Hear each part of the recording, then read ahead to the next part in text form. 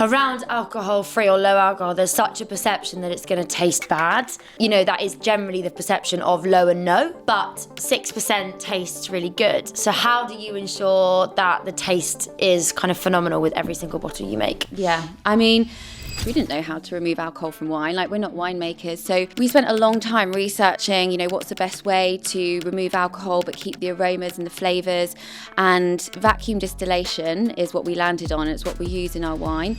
If you are out or socialising or even in and you don't want to have all or nothing, this is where mid-strength comes in. So I think it is the natural next step from alcohol-free. What has been a really big risk that you've had to take? I think our biggest risk was ordering the first batch of wine. We had to order in the first instance over 10,000 bottles and not knowing if we would sell a single one. It was terrifying. Where did you put 10,000 bottles? Well, some people assume lower AVB must mean lower price because Yes. they're getting less alcohol, therefore I should be paying less. Yeah. How do you tackle that? Yeah, good question. What would you say to someone listening to the podcast, like the biggest misconception about being a founder is? Oh, that's a good question. Before we get into today's episode, I want to give a shout out to a special sponsor, Sam Lawrence Recruitment. We all know that finding the right people or the right job can feel really overwhelming, and that's exactly where Sam comes in. He really just gets it. It's not just about ticking boxes, it's about connecting the right people with the right opportunities. He takes the time to understand you and exactly what you're looking for, whether you're building a team or taking that next career leap. So definitely get in touch. Trust me, you'll be glad you did. Charlie is a 3-time founding member of Startup Brands, taking each from 0 to 1 million within 18 months, across different categories, channels and countries, including launching operations in the US and Australia. He is now the founder of Plug-in Brands, an award-winning outsourced FMCG sales agency working with the fast-growth food and drink brands, and Dive-In Agency, a TikTok shop agency helping brands turn social commerce into real revenue. With a background in go-to-market strategy, brand development and distribution through retail and wholesale channels, there isn't anyone better placed to help you supercharge your brand. Charlie and the Plug-in Brands team work with a host of brands, including Moju, Muller, Clipper Tea, Who Gives a Crap, and Lovecorn. So if you're in need of an extra pair of hands to really step on your growth this year, Charlie is the guy you need to be in touch with. Getting to Grow is also brought to you by the Coconut Collab. And full disclosure, as I'm sure most of you are aware, I work there. So I know how much love goes into everything that we make. We're all about creating delicious, dairy-free, plant-based treats that do not compromise on taste. From our creamy yogurts to our indulgent desserts, everything's made with coconuts and a whole lot of care. If you're looking for something naturally good but seriously tasty, and my favourite is just our natural coconut yogurt, I have it most mornings with granola and lots of honey. Trust me, you're going to absolutely love it. Welcome back to another episode of Getting to Grow. On this week's episode, we have Gabby Lamb, the co-founder of 6% Wine. Now, I was just chatting to Gabby in the lift on the way up here saying that I have actually drank all the samples that I have sent, so I don't have any to show you today, but I will put a picture of it here so you guys can see. But thank you very much, firstly, for coming on the podcast. We thought it was going to be a virtual one, so Gabby has jumped in the car and been here within 20 minutes, so that's amazing. Luckily, we're both south of the river, so that's really helpful. But yes, thank you so much for coming on. Lovely to have you. Pleasure. Thank you for having me. Really excited. So, Gabby, you grew up around wine. Your grandfather made his own, then moved into finance before shifting to kind of wine tasting events and eventually launching 6%. What was the pivotal moment that you thought, I need to build the kind of wine that I want to drink? So was there a point in your life where, there was maybe too much alcohol or you wanted to cut back? Give us a bit of story behind that. Yeah, I mean, there wasn't necessarily a particular, pivotal moment. It really was loads of moments that built up over time as our lifestyle changed. So, as you mentioned, always been around wine, loved wine, worked in wine. And really, as, we became parents and our lifestyle changed, and we just started asking the question,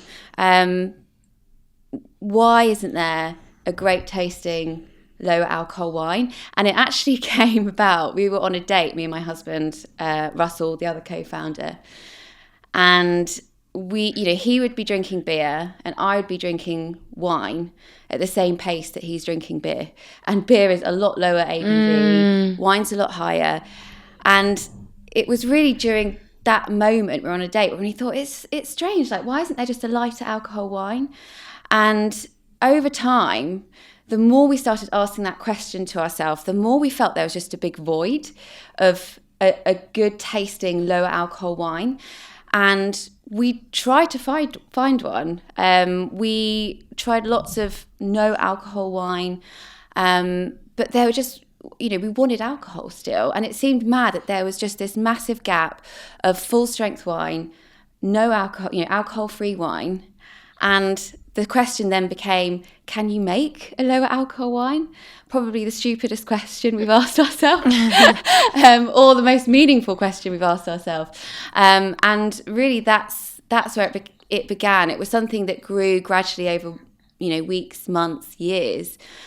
We started thinking about this back in 2020, 2021. So it's a long time in the making. And I think around alcohol-free or low alcohol, there's such a perception that it's going to taste bad because, that is generally the perception of low and no, but 6% tastes really good. So how do you ensure that the taste is kind of phenomenal with every single bottle you make? Yeah, I mean, it took a good 2.5 years to get to the flavour profile that we have today of our wine. It wasn't something that, was quick and easy to make. We travelled all over Europe trying to find, trying to find someone who could help us make this wine.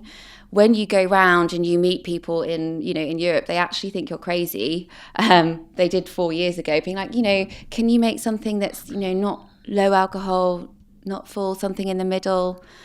So it took a long time to get, first of all, to find someone that could make our wine for us. And we landed in Bordeaux because, its incredible reputation, arguably one of the best wine regions in the world. So already you've got that quality stamp, which was really important for us. We wanted this to be wine at its purest form that you recognise as wine, and having this, having high quality grapes produced in Bordeaux, fitted the bill for us, which was brilliant. And I guess in terms of ensuring we have that quality, we very much create the wine with the winemakers. We're in Bordeaux, we're blending the wine, we're ensuring that it's got the flavour profile that we think will be loved and enjoyed by many. Yeah, I think, firstly, going to Bordeaux is like your place to get the wine is like a big tick, isn't it? Because they know wine very well. And you're right, I think actually it definitely is up there with one of the best wine regions in the world. And also it brings to the customer a familiar name that they associate with wine. I think if you went and sourced your wine that, still did really good wine, but maybe wasn't a Bordeaux or a Cape Town, for example, you'd have that customer perception going, oh, well, it's not coming from like at least a place I know if they're trying low and no. So yes. I think that has like a massive impact, obviously, on what you're doing. And what frustrations with standard wine pushed you and your husband to make wine that 6%? So I know you mentioned, obviously, like you were drinking it a lot quicker than he was drinking beer, and kind of the rate of alcohol was different, but you said you couldn't find anything that suited what you wanted. Who would you say like your general kind of consumer is? I think the general, our consumers are wine lovers. They're people who've been drinking wine, but for some reason or another are perhaps restricted by wine in certain occasions. So it might be midweek and they think, I shouldn't have one, or I can only have one because I've got a meeting in the morning. That's really who we're focusing our customer base on. Like when you were kind of looking at all the other competitors out there and having a think about what you were going to bring to market, how were you going to, firstly, I know you said that there weren't that many and you couldn't find that gap, but were there any on the market that, weren't doing what you're doing for you to bring what you brought out? Yeah, so we searched high and low for a wine that could hit the spot in terms of taste, flavour, and in terms of having a little bit of alcohol. So at that time in 2020, there were lots of, on the market, there were lots of wine spritzers, which are lovely, don't get me wrong, but it's a wine spritz. It's mixed with other stuff. It could be soda, elderflower. It wasn't wine. And it seemed crazy that if you love wine, like when I go out, I only drink wine, that there was nothing lower in alcohol.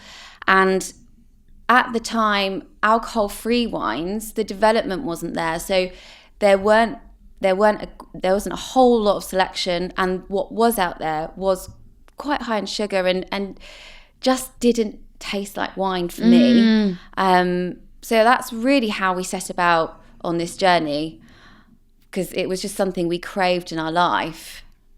And what is the process of de-alcoholizing? Is that the right word? Yeah. Wine. Yeah, I mean, there's lots of ways you can do it. And again, this was something that we had to start out fresh. We didn't know how to remove alcohol from wine. Like, we're not winemakers. So we spent a long time researching, what's the best way to remove alcohol but keep the aromas and the flavours.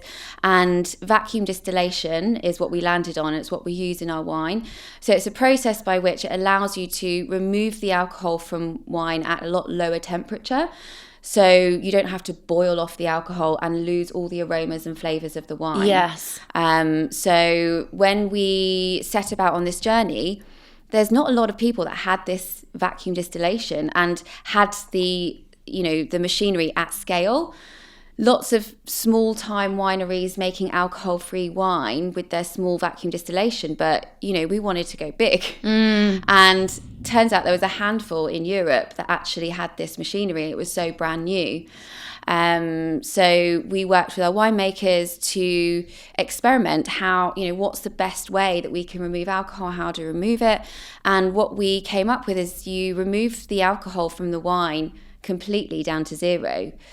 But because we're using a Bordeaux wine, which is big, bold to start with, when you strip it down, you keep quite a lot of the aromas. And then we blend it back up with full strength wine to get to 6%. Oh, interesting. Okay. Because actually last weekend I had a hen do, and we went to a wine tasting in like Sussex way. And we walked through the winery, and it was really interesting on how the alcohol is made from like the yeast and kind of like how it formulates and all that stuff. And it was really interesting on how like the process of it and how, the sediment and then like the whole kind of, I just didn't know the ins and outs of the winemaking industry. So I didn't realise either that to make the kind of, that's how you did it. You took out a lot of the alcohol and then you put back in and kind of like blend it together to get your 6%. Yes, and everyone will have different techniques, different ways they do it. But that's, after 2.5 years of experimenting, that's what we landed on. Okay. Yeah. And how did you know you'd hit the sweet spot?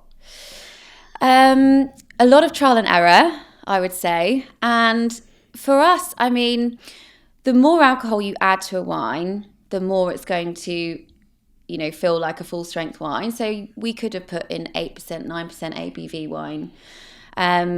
But the problem then is you're not adding that much benefit to the customer. There's not that much value in dropping, most wine is 12% ABV. What's 2 or 3% less alcohol? You want something that's like a decent percent less to invest in, a significant amount. So we knew we had to reduce it significantly to have the added benefit to the customer. And we tried everything from 3% alcohol all the way up to 8, 9. And we really felt like 6 was the sweet spot where you get that benefit of, half the alcohol, half the calories in regular wine. But also it's got enough alcohol to, people like alcohol, to feel it, to, feel like you're unwinding, relaxing from the alcohol. And alcohol gives the wine body. So we felt it was a good, point to feel like you've got enough body of the wine. We don't have to add back loads of sugar to compensate for the loss of alcohol. So it all just married up, and we felt like 6 was the magic number. And at that point, we were actually called something else. And when we landed on 6, we kept calling it 6%, the 6% wine, 6%. And that's kind of how we landed on our name as well. Oh, I like that. And if you had to define 6%'s mission in one sentence, what would it be? 6% is giving wine lovers a choice for their modern lifestyle, for the lifestyle that we live today. And at the moment, if my listeners want to go out and try it, obviously D2C, so website, right? And then in terms of like out and about, are there any like listings that they could be like, oh, I can get a glass of wine here? So we're available on our website, on Amazon, on Deli. So a lot online at the moment. We work with some small independent retailers which are working really well with us. There's one in South London, Cotswold. We've got them all over. Moving on to a bit about kind of changing how people drink. So the market has been dominated for so long by full strength alcohol, wine, sugary. Why do you think that mid-strength, like 6%, resonates with people versus a no alcohol wine today? Yeah, I think so. People are moderating. We know that 76% of consumers are moderating their alcohol intake. And at the minute, that looks like one of two things. Either they are drinking less alcoholic drinks when they go out. So you may have heard of the term zebra striping or bookending. So they'll start with a soft drink, move on to alcohol, end with a soft drink, or they'll alternate between those throughout the night. The second way in which they're moderating is by abstaining on certain nights of the week. So, I'm not going to drink Monday to Wednesday, say. But in both those scenarios, what the consumer is doing is giving something up. Is stopping, limiting themselves. And this is where mid-strength comes into play, because actually it doesn't have to be this all or nothing approach. It doesn't have to be full strength and alcohol free. There's something in the middle, which is mid-strength, and it means that you can have mid-strength throughout your night and still hit your health and wellness goals. You don't have to limit yourself. You don't have to say, oh no, I'm moving on to a soft drink. You can just enjoy mid-strength. And for me, when I go out, it takes away that whole anxiety element of like, oh no, I can't have another one, or is this going to tip me over the edge? Or, just being able to sip on mid-strength wine. And, there's beers, cocktails out there. It really changes your experience. And I think that is why, the mid-strength movement is here. We know people are moderating because of health reasons. Predominantly 46% are abstaining because of health reasons. So it makes sense that mid-strength will be, a huge opportunity for those people. And I think you're right. I think there is definitely something. It's funny, like, I think I've zebra striped my whole life, but didn't realise I've been zebra striping. Like, this is a new sort of sentence, really, that I feel like it's a new term that people have been using. But I'm not a massive drinker. I definitely enjoy a glass of wine. I don't limit myself. I don't, if I want a drink, I'll have a drink.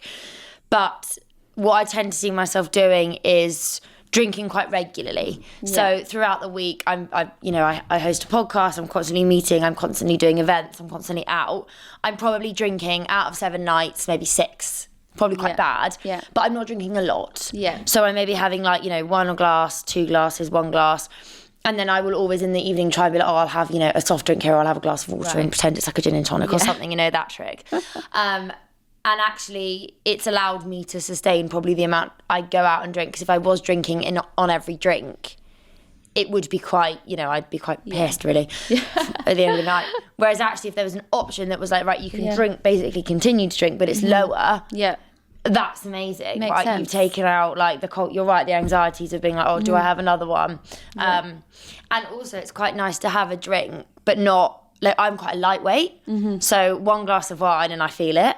So if there was something that you needed that slight buzz but didn't want to go over, it's a nice way to have it as well. Yeah, absolutely. And it's, for me, it was very much becoming a mother and realising I can't drink any wine and look after my children. Because it hits you, and I think that this, no matter what your situation, whether you've got a meeting in the morning, whether you are going, back to bath and bedtime after lunch, this wine allows you just to enjoy your social occasion that you want to enjoy. Absolutely. Without having to overthink, should I have 1 or 2? You don't have to think about that with mid-strength. Absolutely.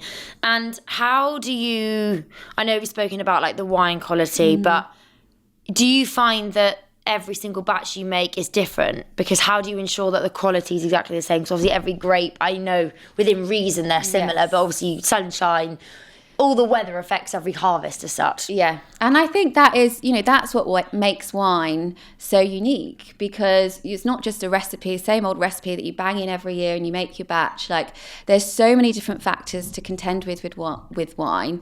But that, I think, is what's so magical about wine. So we have just created our second vintage, which is going to be out early 2026. Amazing. And it's been a much better harvest. Yeah. So the wine naturally tastes much fuller in body. We've tweaked the recipe a little bit just to further improve it and develop. And, it's always a work in progress. And we listen to feedback. We take that on board with the recipe creation.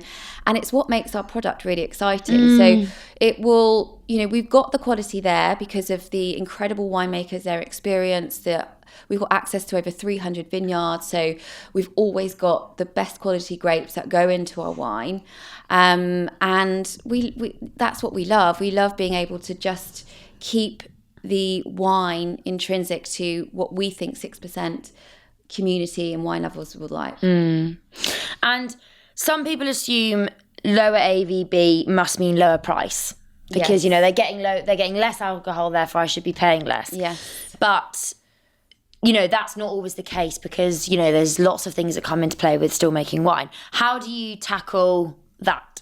Yeah, good question. And it's something when we first came out, it was, half the alcohol, half the price then. And absolutely not. If you think about the process in which we make it, it's a lot of added process on top of the winemaking itself. That requires time, it requires more machinery, more overheads, more people involved. So naturally, we think our price is positioned really nicely in a premium affordable space.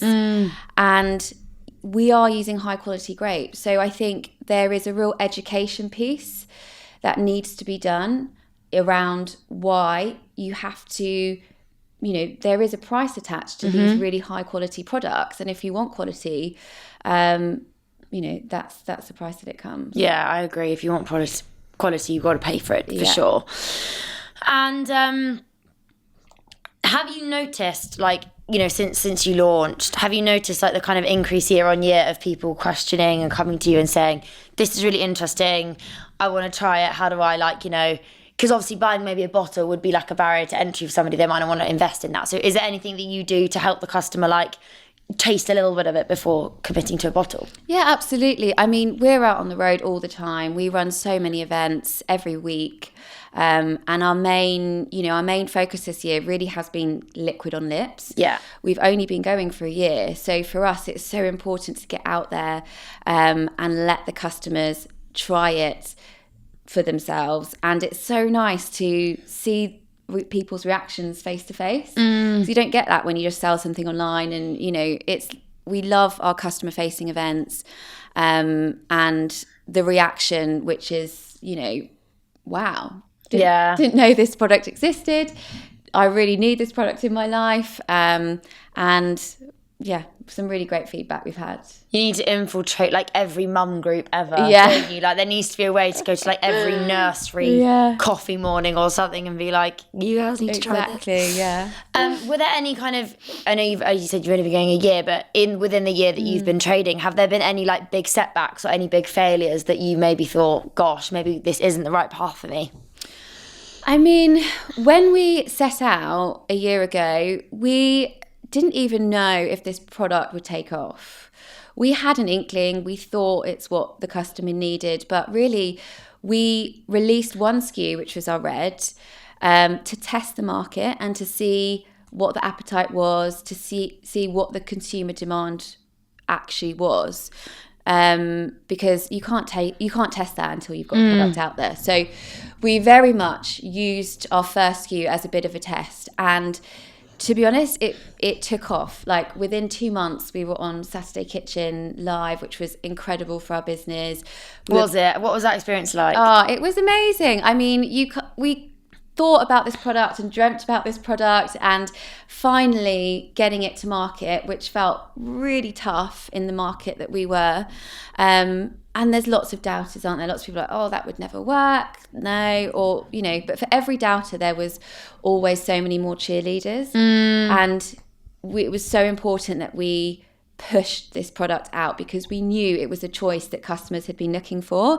So when you see it on television so soon after you've launched, and Helen McGinn, who is, I've always looked up to, is just amazing, is drinking your product and, singing its praises, it was incredible. It was a real pinch me moment. Did you see a spike in your online orders? Yes. Did you? Yeah. God, it is amazing. TV's amazing for that, isn't it? And it was great outreach for us in a very short space of time. Yeah, absolutely. Did they get in touch with you? Yeah. We send out our wine to a lot of people to taste it. And they got back to us and said we'd love it and want it on the show. That's with about amazing. 3 days notice. Wow. Quickly get it to them. Yeah. As patterns change, less heavy drinking, kind of more moderation, where do you see the future of mid-strength? And do you see more competitors entering? Do you see more people actually switching out? And do we see the actual sales of alcohol lower? Yeah, so I think, we can look at what's happened in alcohol-free. And we know there's been a huge alcohol-free movement that's been building over the last 10 years, let's say. And the biggest shift with that has been consumer mindset in that if you go out and you don't want to drink alcohol, you don't have to have water, Diet Coke. There's some amazing options out there. And there's been a huge movement with alcohol-free. I think spirits is up by 36%. Alcohol-free wine is up by 11%. But that really is paving the way for mid-strength. The fact that consumer mindsets has already shifted to be you don't have to always drink full strength. There's other options out there. For me, I think naturally, when people have gone into the alcohol-free world of wine, it maybe doesn't hit the spot for them. And maybe they've been tarnished to think, oh, well, alcohol-free wine isn't for me. But actually, we've moved on a lot. There are some great tasting alcohol-free wines now. But we go back to this all or nothing. If you are out or socializing or even in and you don't want to have all or nothing, this is where mid-strength comes in. So I think it is the natural next step from alcohol-free. I don't think it will take as long for consumers to get there because their mindset's already shifted thanks to all the work that's happened with the alcohol-free collective and movement. So it's really exciting. And I think that we know that customers are cutting back. They're not abstaining completely. So this is where, mid-strength fits the bill. Absolutely. And what do you think needs to change in the wine industry to make mid-strength wine a mainstream choice than an afterthought? Perception. Yeah. I think also it's getting on menus. Yeah. As well. It's having the availability option. Right. Exactly. And a lot of the trade venues, what we come up against a lot is, well, people aren't asking for this. People aren't asking for mid-strength wine. And my question is, have you asked your customers what they want? And we know that people are moderating. They are cutting back, but they're not abstaining. So if there was a great quality, good tasting, mid-strength wine on your menu next to your house wines, I guarantee you that the majority of people would go for that mid-strength wine because it's lower in alcohol and it's less calories. And actually what would happen for the trade is their rate of sale would go up because people would be staying longer because they can drink a little bit more. They can say yes to that second glass. And suddenly that rate of sale has just doubled. So instead of selling, for every house wine you're going to sell 2 mid-strength, by the way. Yeah. So I think it's the trade at the moment are slow to pick up on mid-strength wine in particular. But it's a huge opportunity, especially for those, lunchtime slots, early afternoon, when we know loads of people are going out for lunch now. They're not going for after work drinks, they're going out at lunch, and they are socializing, and they are probably going to have a soft drink if you don't have a lower alcohol option on your menu. So it's really important that the trade listen. And the perception is that mid-strength is not going to taste good, it's not going to be a substitute for the customer. And I would argue we've got an excellent tasting wine, and a customer definitely would choose mid-strength if it was on their menu. I think it's the availability is there. It's people will definitely pick it up. It's awareness as well. And the more we're out there, the more we grow our brand, the more that customers will be, and they are asking for it. I mean, we get asked regularly, what restaurant can I buy this in? What supermarket can I buy this in? So yeah, I think it's a really interesting time and space for the alcohol world, because I think it's similar to what happened in like the vegan space, like how everybody went vegan and then they've just gone back to eating from whatever they fancy really, and maybe dipping into a few plant-based things or whatever. And it's the same when you go completely alcohol free. Well, actually, I do want to come back to alcohol, but maybe I don't want to come back to like full-time alcohol. This is where like 6% would be the perfect spot. And that was my journey as well. I've done months at a time where I would just abstain from alcohol. Just to be healthy, and no other reason really. But I missed alcohol. I want to have a little bit in my life, and sadly, the only wine I drink at the minute is mid-strength, is our wine. So I know that there's lots of other people out there that want this choice in their life as well. Yeah, absolutely. And in terms of like the financials for you guys and 6%, is it all currently like personal money that's been invested? Are you looking to raise? Is that on the pipeline? Yeah, we have gone through a very strong year of trying to raise investment. It's if you speak to anyone in the industry, they're like, this is a really tough time to get investment. And it's really been our sole focus. But we are at 90% there with our raise, which is really exciting. Amazing. We've got some brilliant investors on board.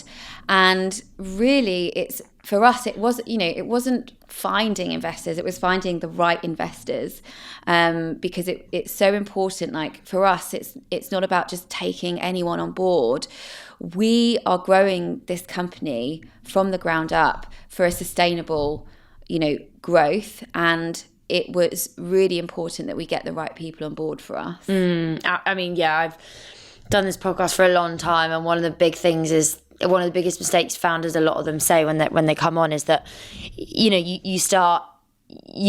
the money's very attractive, but the person wasn't right. So they've got in with investors who haven't been right, and it's been like way more headache and stressful than they initially anticipated. So like choosing your partner wisely is absolutely key. Yeah, exactly. And with the kind of investment money that you're raising, what's the kind of plan for it? Where do you see the majority of it going? So we've got a really exciting 2026. So we still haven't bought out our whole range. So we've got some more wine that's being added to the range.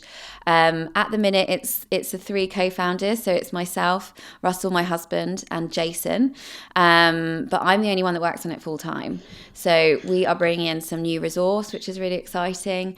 And hopefully going into, a big grocer, into retail, into trade, and really just grow this brand. We've got a, really loyal following of 6%ers, I would call them. And we just want to keep going. We've got very strong D2C sales, and customers keep coming back. So that tells us something. There is a huge demand for this product. So exciting year, lots of marketing activations for us. Yeah, for sure. I think marketing is, it's massive when you're a small brand. Like there's so much you need to be doing with kind of the on, even online and socials. And we've seen like a big push for that founder-led content that people want to see. They want to see like what you get up to, like the day-to-day of you kind of building a business. Yeah. What would you say to someone listening to the podcast, like the biggest, misconception about being a founder is? Oh, that's a good question. The biggest misconception. Probably that you don't get involved with the nitty-gritty. As a founder, I mean, I was literally balancing on a kitchen stool last week, sifting icing onto a little food board that we were doing to make it look like snow for some content. And it was just that moment of, I just didn't think I'd be doing this a year ago. You kind of think that, someone will do that, or someone, but as a founder, you are literally picking up everything, and you're involved with everything, and it's really hard, especially at the moment. Most of us are working. We've got 2 other girls that work with us on the business, but we're all working remotely, and as a founder, it's difficult to keep going every day. Every day there's something, there's setbacks, there's something that goes wrong, something you've got to firefight something every single day. So it's not all networking and doing nice lunches. It's really tough. And what's your North Star for 6%? If there was one thing next year that you were like, this has to land, and I know I've had a successful year, what would it be?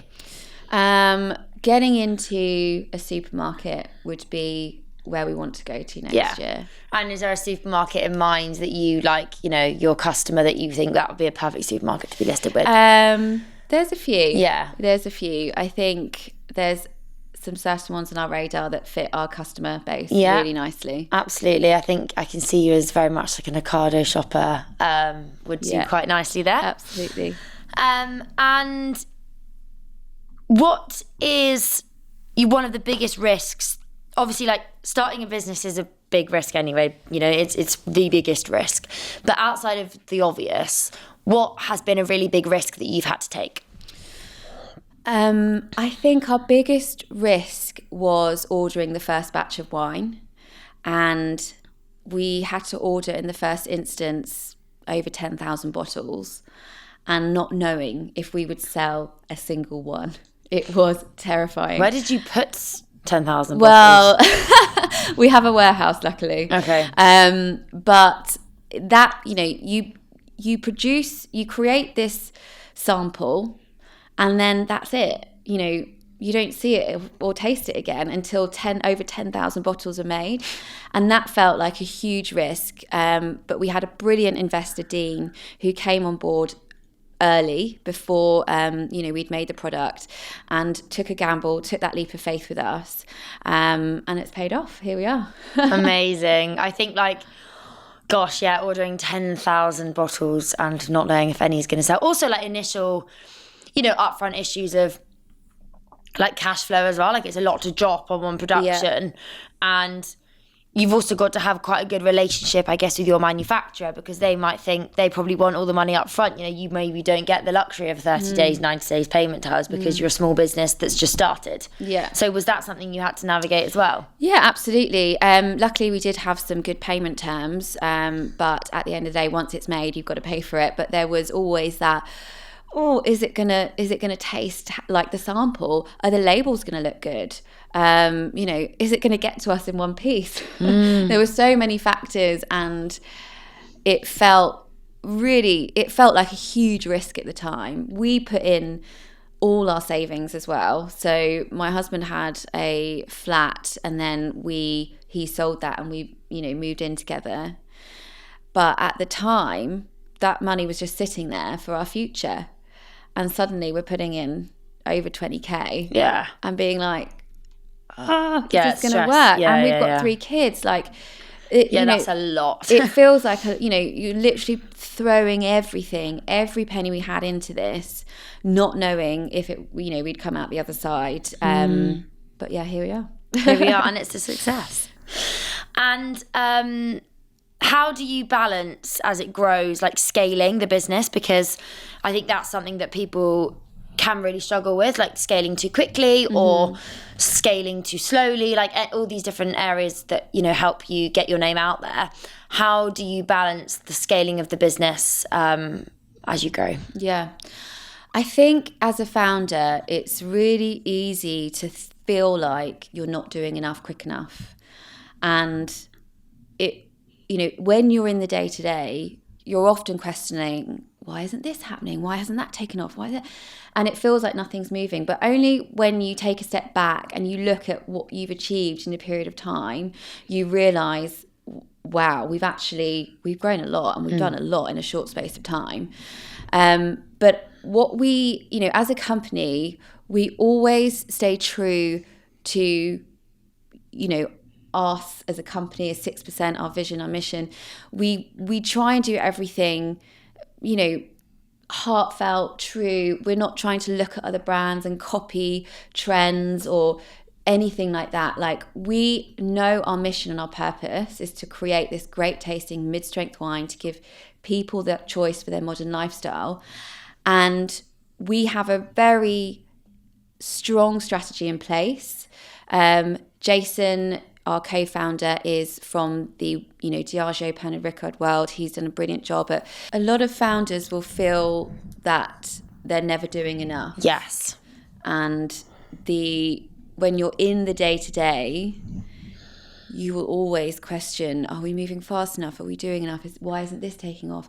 Why isn't that happening? But actually, when you take a step back and realise how far you've grown and how far you've come in such a short space of time, it's really quite amazing. And I think that, yes, we want to grow this company, but we want to grow it right and sustainably, in the sense that if you scale fast, things can be missed in what we're doing. And I think that for us, it's about staying true to who we are as 6%.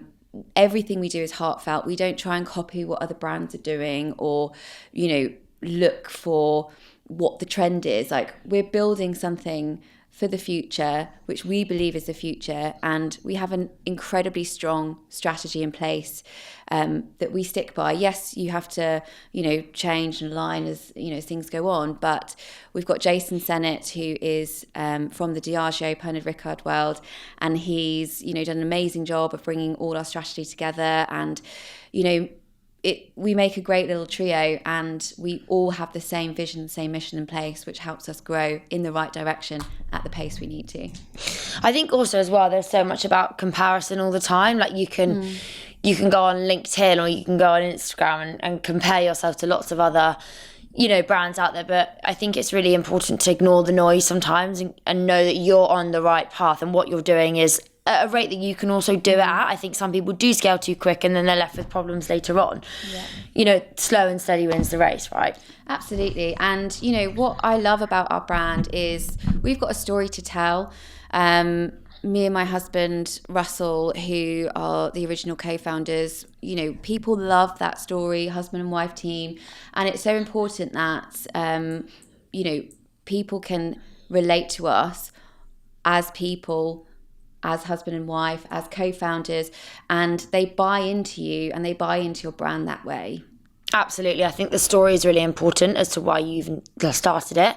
I think you need to resonate with an audience, and it also brings like a big human feel to it, like your husband and wife, but your mum and dad. Yeah. There's also a big part of your life that isn't your wine business as well. Like, you need to make sure that, your kids are tended to, all those other things. Exactly, yeah. Like most normal people, we all have a day job as well as other stuff going on. So it's really important, because I think big businesses, they don't have that connection with the customer.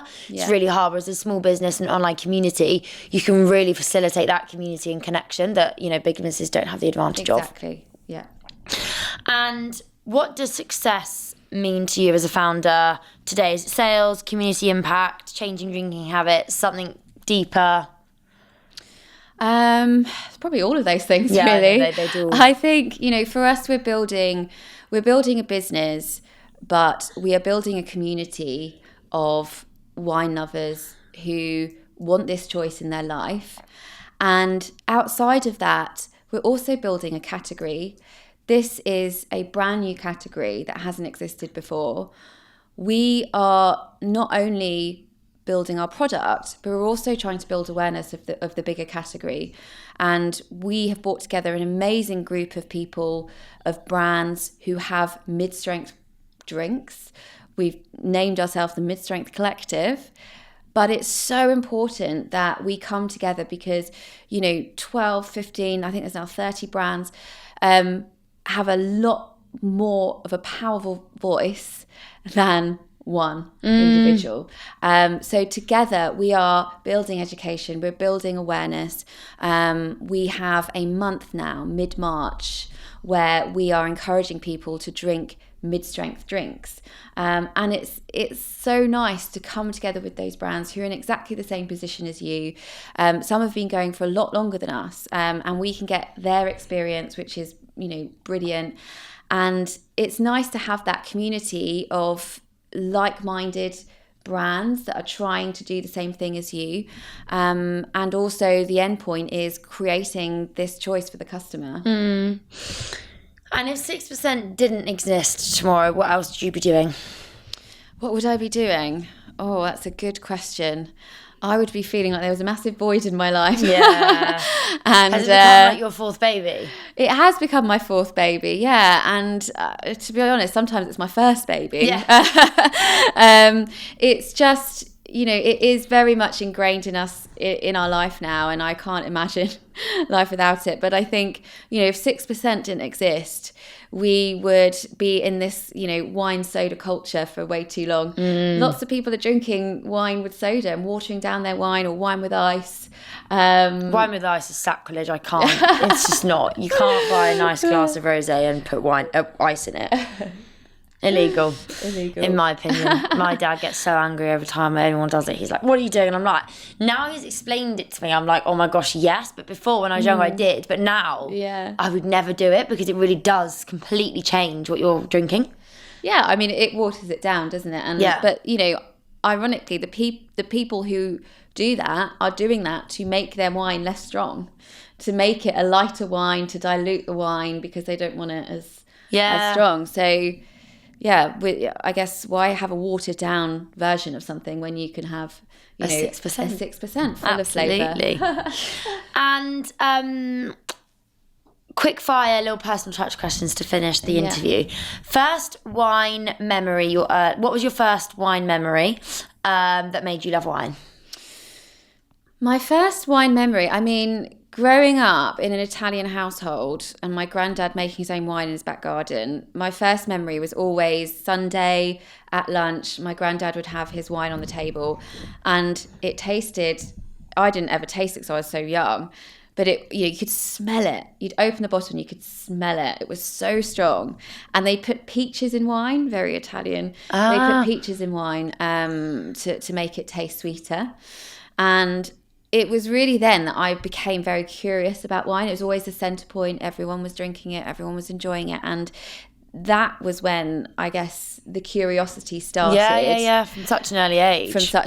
But I don't really think I appreciated or enjoyed wine until I was in my mid-20s and met my now husband. And we started just, going travelling and going to wine regions and Tuscany. How did you guys meet? We worked together. Oh, nice. Yeah, it was my first proper job out of uni. Aww. And he came into my team, which I hate me saying, and I had to train him up. And the authority, the rest is history. There. Yeah. And what's your go-to occasion for 6%? When do you enjoy it? For me, I like enjoying it at the weekend. I generally don't drink too much during the week. It is the perfect wine for those midweek occasions, but I just love it. My favourite time of day, sundowners, when it's summer, sunset, a glass of 6% on a Friday night. Lovely. Does the job. Yeah, absolutely. And one myth about lower ABV or mid-strength that you hate hearing? People aren't asking for it. Because they absolutely are. There's a huge consumer demand. And finish the sentence. To me, wine should be? Wine should be enjoyed by anyone, anytime. Absolutely. I love that. Thank you so much, Gabby, for coming on Getting to Grow. It's been fascinating hearing about your journey and your super early doors into what I think will be an amazing business, kind of like as soon as it's going to explode. I think it's coming. People are asking for it, so that myth is definitely wrong. It's happening. There is definitely a movement towards healthier. Fitness is huge, so health is huge. We're all really taking care of what we put into our bodies now, so definitely a big opportunity. Thank you so much. I've really enjoyed it. Great.